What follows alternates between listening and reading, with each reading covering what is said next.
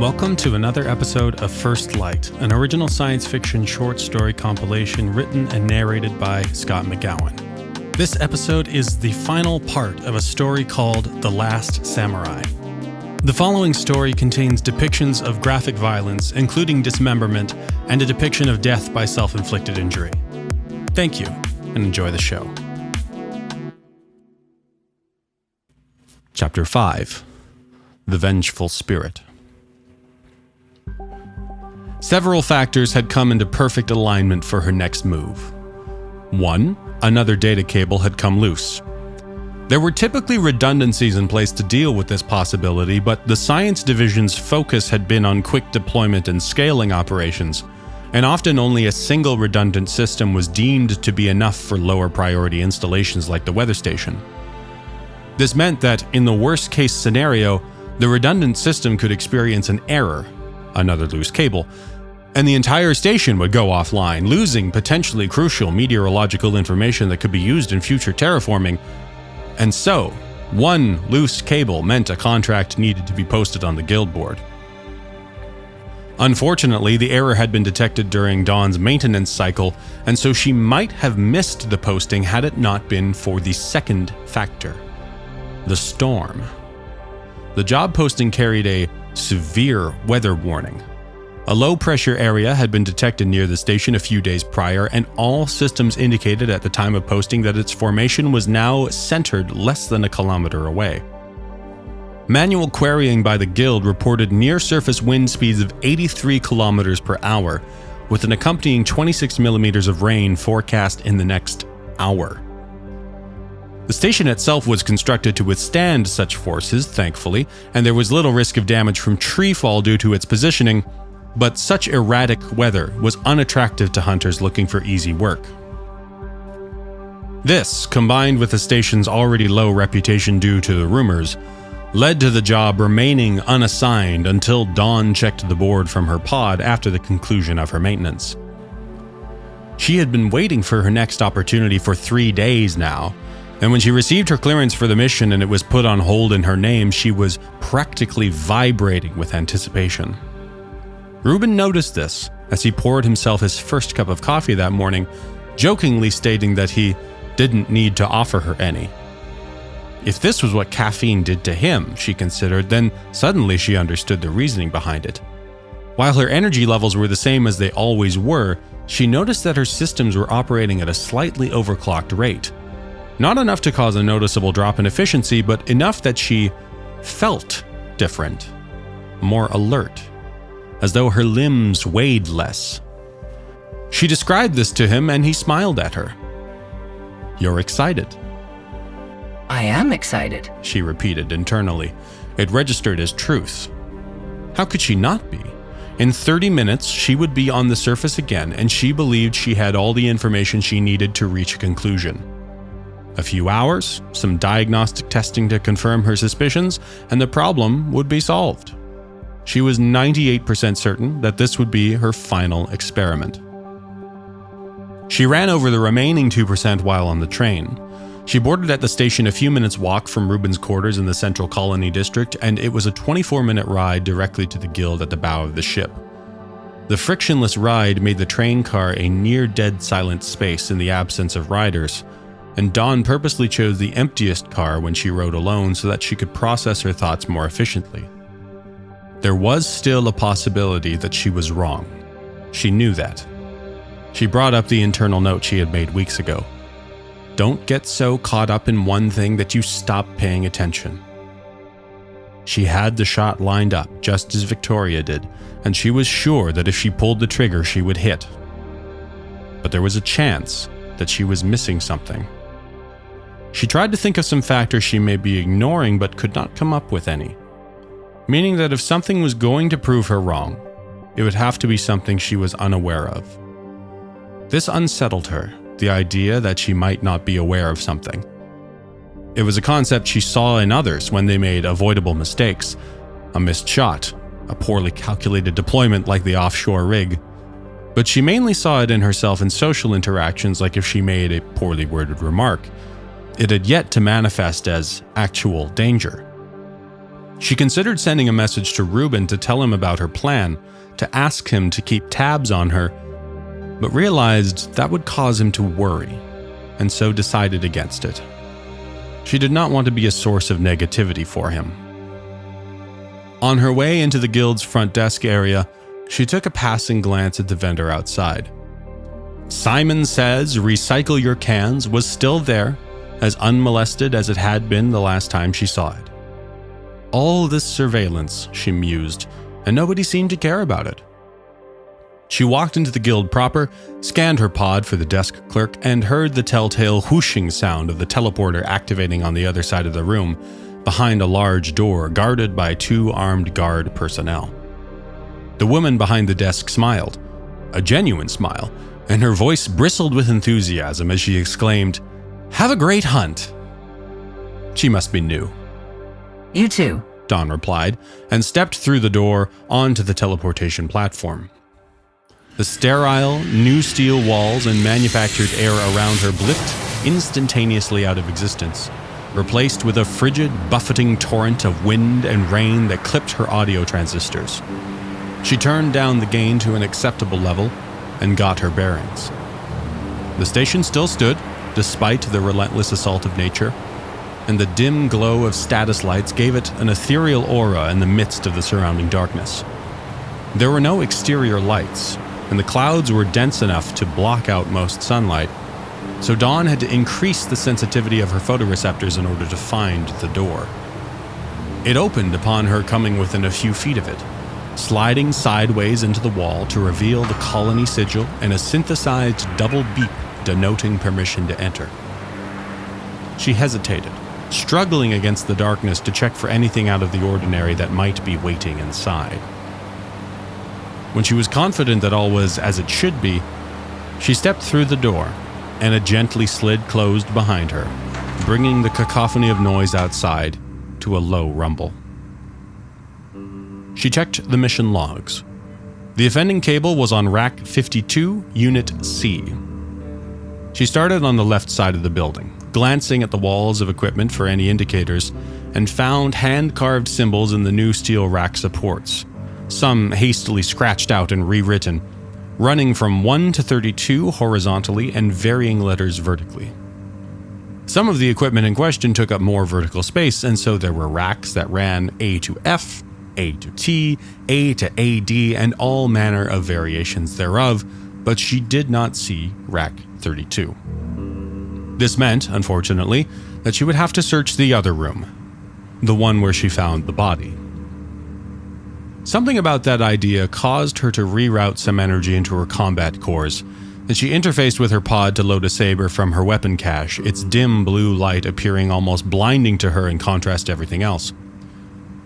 She adjusted her vision to compensate, and the room grew eerily dark, so she searched for a light switch and found none. Clearly, the purpose of this station was not to house researchers. Besides the constantly flickering status lights on the walls, there were no creature comforts to speak of. She used her saber as a kind of torch to light her way past the front door and around the right-hand corner, stepping through the threshold into the next room. She almost expected to find the body there, on the floor, as though it were a decorative centerpiece, but blissfully, it was empty. All she needed to do was find the cable. Thanks to the primitive numbering system on the racks, she easily located the 4-pin socket in question, the optical cable dangling uselessly a few centimeters nearby. She did not plug it back in. She had work to do first. With a quick reprioritization of processing threads, she brought her vision and hearing down to near zero levels and focused instead on electrical pulses. There were millions of them, occurring thousands of times every second, and she whirred audibly as she began to examine each individual signal. She filtered out the ones she could identify as locally bound packets, as she wasn't interested in what the equipment was passing between itself. She needed inbound and outbound information. Referencing the log file she made of the data she had inadvertently gathered the last time the communications array fired pulses, She was able to further discern what was being processed to be sent to the colony and removed that from her scope as well. This left her with less than 2% of all information that was being handled by the station, and after comparing streams to eliminate redundant data, she found what she was looking for: control messages. It was encrypted data, as she expected, so she isolated a few samples of what she suspected to be null segments through verification against the colony code she had access to. No matches. Then she tried the handful of guard codes she had reverse engineered from communications she had had with them. No matches. She had one high command access code. One that M had hidden deep in a root file and told her only to use when absolutely necessary. She had obeyed him until now, and made a note to apologize to him in person the next time she saw him, as she circumvented the labyrinthian file system to access the code. The code was Simon Says. It was a match. The data stream opened up to her. 220 smtp1.sciences.colony smtp. Nice to see you. HELL pioneer.control. 250 smtp1.sciences.colony. CC from central at pioneer.control. 250 OK. RCPT2. Station 33 at sciences.colony. 250 OK. Stand by. 250 stand by. Sequence end. 221 goodbye. The message came through every 10 seconds without changing. Dawn set a dedicated process to monitor it for anomalies while she searched her database for any logs containing sciences.colony and pioneer.control. The first turned up many results. It seemed to be the internal reference address for most Sciences equipment. This was clearly Station 33, which she verified by tuning back into a few outgoing data streams. What she found no mention of was pioneer.control. It did not appear to have any relation to colony infrastructure. This raised several possibilities. The first being that it was simply older technology that had been phased out. Siren Base had only been fully constructed 10 years ago. There wasn't much chance that High Command would deprecate such crucial systems when expansion was still underway. The second was that it was a middleman attack, adopting a seemingly innocuous address name to bypass security measures, but the messages were coming through too often. Someone would have noticed by now, surely, and Dawn couldn't think of much of a point to hacking a weather station. The third possibility was that it was a private address, one not listed in colony documentation, which meant that it was highly classified. As she made note of the address, time-stamped for future reference, her monitoring process tripped. In a millisecond, she switched focus to see what had changed. Go. Something in the air shifted almost imperceptibly. The machinery whirred a fraction of a percent louder as Dawn traced the process making its way from the data intake through the racks, cloned for redundancy and then cloned again for verification, received and cleared by frequency match modulation chipsets that generated encryption codes to send to data aggregators, to send through sorting algorithms, to send through compression algorithms, to send through... She followed it all the way through, out of the main room and into the first on the left, racks 1 to 32, A to AD, and everything in between through a single optical cable, no redundancy, funny enough, to the communications array on the roof, through to the antenna, through to...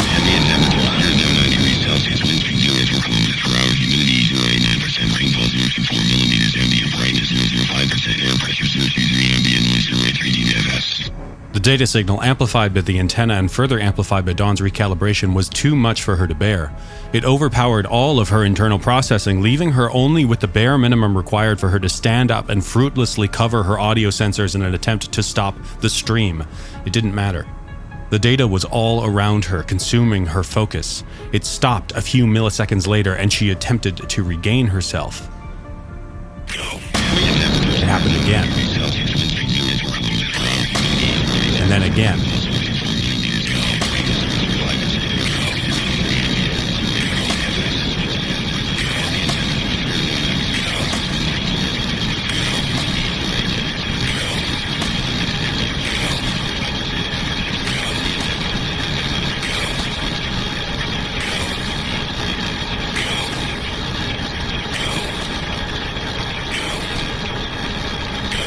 She fell to her knees, her circuits overloading with data. Nearly all of her processing power was now dedicated to handling the signal, her entire being devoted to the ambient temperature, the torrential rain, the howling of the wind outside that she could not hear but could visualize from the data, pounding against her insides repetitively, unceasingly, removing any semblance of thought from her. She could not help but become an extension of it, a resonator for it, her eyes flickering rapidly in a binary sequence mirroring that being fired off to the colony. Her memory was filling with the data faster than she could purge it, and the minute amount of power she could muster against it was starting to lose control. In a moment of sheer desperation, she queued up emergency code 00 to fire a hardwired override switch somewhere in the depths of herself, and a loud crack came out of her as she physically ejected the systems responsible for high-level processing. The modules shot like rockets from their slots and ricocheted off the inside of her abdomen, and her arms almost instinctively wrapped around herself to keep them from escaping. She could replace them later, but for now, the data stream disappeared. Her vision returned, though her hearing did not, fully. She had left the gain low and was now unable to readjust the sensitivity, and she resisted the programmed urge to vomit, which was part of the emergency protocol. She took inventory of herself at 1/10 of the speed she normally could, and concluded that no major damage had occurred, and began to rise to her feet again. It was close enough that, even with her diminished senses, she heard the sound before she registered an impact on her left shoulder. She turned to look and saw nothing. Then she felt it again on her right. Then on the left side of her neck, just below where her jugular would be had she been a human. Whatever it was, her new steel exterior did not give way to it, only leaving a small mark on her neck. She could hear a murmuring from behind her. At the current gain level on her audio sensors, she reckoned it was really more like a shout. She rose to her feet and turned to face what waited for her. Standing there was a man. Slightly taller than her, long but well-kempt gray facial hair and a topknot, dressed in a long flowing garment that she identified as an expensive Nova textile robe. He held in both hands a long hard lightsaber, but the photons did not glow. Rather, they reflected the light around them like a polished mirror. She reasoned then that it was not photons at all, but metal. It was a sword. A real, physical blade like one she knew of from historical documents. She had never seen one before, and she found some delight in looking at it, even in this moment, watching the light from her own blade interact with its surface, scattering it outwards and highlighting the man's grim, terrified expression. His lips moved, and though she could not hear him, she understood what he was saying. "What are you?" he shouted. His arms were trembling. Dawn could not process a response. That module was floating aimlessly inside her. Instead, she raised her saber and pointed it towards him. Power diverted to her combat subsystems. She was perfectly optimized either to run or to fight, and she was not about to run. The man screamed and dropped his weapon. Hurriedly, he brought his left forearm up to his face, struggling to read the display on his pod in the darkness. A civilian, Dawn thought. Their pods weren't backlit. They didn't have to be. She lowered her weapon, quickly stepped to him without making a single noise, and before he noticed that she had approached him, she was right in front of him. She grasped his pod with her open hand and crushed it in a single motion. He screamed again. She must have used too much force because his entire hand went limp. She released him and he scrambled to the floor, diving between her legs. Her eyes followed him curiously. She recognized she was no longer in any danger, and she watched, emotionless, as he picked his sword up off the ground and plunged it straight through his own stomach. Her audio receptors dropped below baseline, peaking back into audible levels only when the man's involuntary gurgling became louder than the hum of the data arrays. She followed his eyes as they first looked downward at the sword, as if he were surprised, then up to meet hers, then rolled fully upwards until only the whites were visible. Gravity took his head first, and soon his body followed, muscular contractions coiling him into a heap of flesh and cloth and blood. In the cold blue light of that room, ambient temperature 9 degrees Celsius, wind speed 84 kilometers per hour, humidity 89%, and all those other things she would likewise never forget about that day. Dawn watched the man's breathing falter as he coughed up blood, his wound oozing through his beautifully crafted robes. And she stood, motionless, as the last few invisible strands of carbon and oxygen left his lungs, becoming another body on the floor of Station 33. The only spirit in this place was the one that had just left him, and she was left alone there with so many more questions she could not answer. Chapter 6. Recall. The guard was not happy with her. She didn't need to be a human to recognize that. They kept her in the pristine white room for several hours now, and despite her best efforts to answer their questions, she had not been allowed to leave. She was not, however, terribly bothered by it. She spent some of the time she had been left alone carefully opening her abdominal cavity, a delicate process but one she had done many times, to locate the ejected modules and slot them back into place. As her higher processing cores whirred back to life, she felt her internal voice return to her, and she was relieved to once again operate at full capacity. There was also an unused electrical outlet on the wall close to her chair that she was able to discreetly run a lead wire to and siphon some power from, allowing her to relax some of the more intensive of her energy generation processes. From her perspective, as long as she was able to use the power from the wall, she could wait as long as she needed to. And Michaela Weld made that fact known very loudly as she stormed into the room, berating the men who had wasted their time trying to tire out the poor girl. She slammed the door in frustration and sat, flustered, in a chair opposite Dawn. She took a moment to fix her spectacles before apologizing for the delays. Dawn reassured her that it was not an issue, and that she appreciated the time she was allotted to manually reseat her higher processing modules. Michaela found this amusing. "So we can have a conversation then?" Dawn nodded affirmatively. "Good. I just have a few things I need to go over before we can close this up." She raised her pod. It projected a holographic notepad with a keyboard that she typed on with her opposite hand. They went through the timeline again. Dawn made sure to answer the questions in agonizing detail. She apologized for not providing video evidence. It would have relied on one of the cores she had ejected.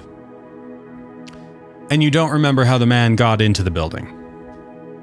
Dawn paused to recheck her memory for the third time. I have no recollection of it. I believe that his entry occurred while I was dealing with a telemetry overload. Weld leaned forward in her chair. "Do you think that was his intent?"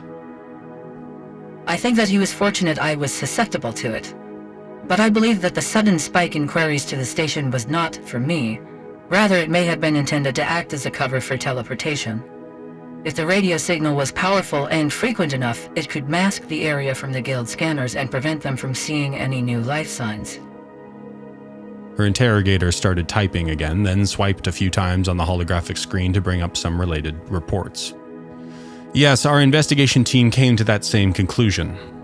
She then went on to explain to Dawn that this matter had been under investigation since the first hunter had been killed at the station, and that the guard had narrowed it down to 2 major suspects, both of which were known to them as high risk with previous criminal activity. The man in question was a wealthy colony citizen, the son of old Earth nobility, highly active in conspiracist groups and on a watch list. He did not have teleporter access, meaning his appearance surface side had to have been from a private port. He had killed 5 people in just a few months. The most recent victim, the novice hunter, had forged clearance in order to access the station, and the guard believed he was attempting to find an acquaintance who had gone missing. Victim 2. The others were just contractors, with no connection between them other than the Guild. They were not certain about the killer's motives or how he was able to use the station to cover his tracks, and Dawn was not about to speculate. She was comfortable letting the guard do their job in that regard, and due to the classified nature of the transmission she intercepted, she knew it would be unwise to mention Pioneer.control. One other thing, Weld broke through her line of thought. The sword. Yes. Dawn replied. You said it was metal. Are you certain? Yes. Dawn motioned to the mark on the left side of her neck. A photon blade would not have been able to make contact. That is certainly unusual.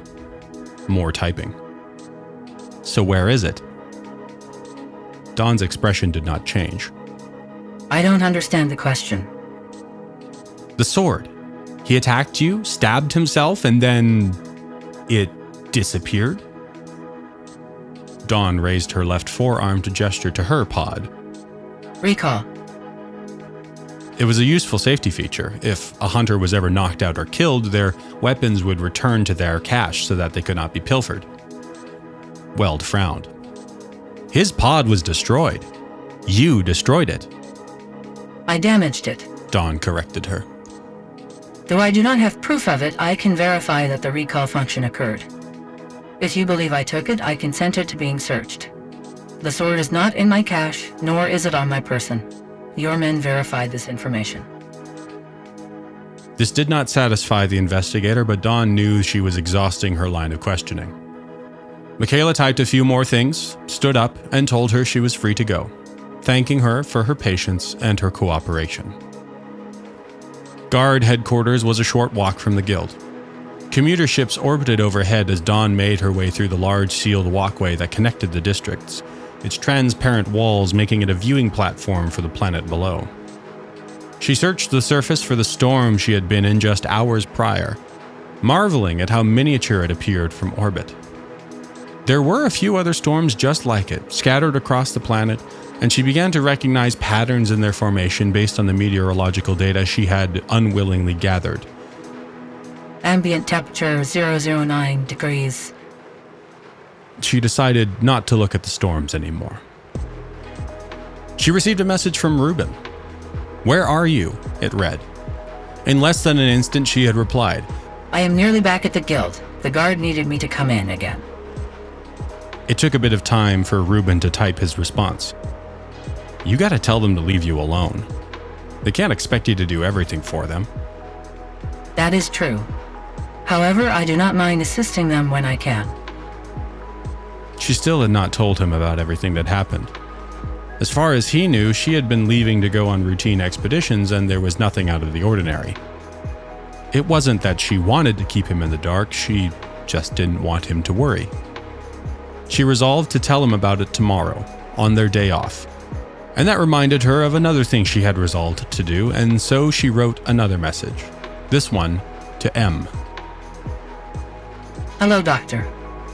I wanted to say this to you in person, but I understand you are very busy in the coming weeks. I directly disobeyed your commands, and I wish to apologize. She was not sure how he was going to react to the message, but sent it anyway. The doctor was unpredictable at times, though mostly to her he was compassionate and understanding. It was the times when he was not that caused her to doubt her evaluation of his response, and when it came through, she felt a familiar twinge of discomfort. My dear, I hope a day comes when you feel no shame in disobeying me. All is well. M. It did not fully allay her concerns and raised a few more questions, but it was better than she anticipated. He was an enigmatic man, and much of what he said made little sense to her, but she reasoned that there must simply be a meaning behind them that she could not yet grasp. She arrived at the guild and walked to the front desk to receive her payment. It was just enough for a drink and a meal for one, so she made a note to treat Ruben to dinner later and made her way over to the vendor outside. The machine had been cleaned, or serviced, or perhaps both, because the fortified tea came out faster than usual, and the 2-inch square sticker on the bottom right of the display was nowhere to be seen. There was not even residue left behind. She wondered if maybe the entire faceplate had been replaced, And then those thoughts of dismantling the machine and peering at its inner workings resurfaced, and she entertained them while she drank, the soft tingling of the beverage gently mixing with her aimless thoughts. When she was done, she placed the empty can back in the vendor's open slot and watched as it was taken in by the machine to be recycled. Then she noticed there were a few other cans lying around, and, on a whim, she picked them all up and watched the process happen for each one. During this, a young woman exiting the guild noticed her, stopping to stare in confusion. Dawn turned to return her gaze. She clearly wasn't a hunter. Her clothes were plain and her pod civilian grade. She compared her face to others in her database and recognized her as one of the guild clerks, not the new girl, one who had been there a while. She smiled as best as she could. Simon says recycle your cans. The clerk scoffed. Simon says a lot of things. She walked past her without another word. On the train ride home, Dawn's thoughts returned to the sword. It had bypassed her hard light armor as though it were paper, yet it was halted by her skin. Perhaps, she thought, it was due to its material properties. A highly reflective surface could, perhaps, cut through photons, making hard light useless as a defense. That kind of power in the wrong hands would be, as she had experienced, a disaster. She looked forward to examining it herself. The sword was not a hard light construct, but a pod did not discriminate. And while most of her weapons were held in a licensed cache owned by the guild, she had, since she was first built, access to a private cache, protected by an encryption key that only she and M knew. It was there that the blade waited for her to call on it. Among some other weapons the guard would not be happy to know she possessed. But they didn't have to know everything. Another message. Reuben was asking if she was on her way. Yes, I was at the vendor and spoke with one of the guild clerks. A short pause. What'd you get? Fortified tea. Gross. She liked that.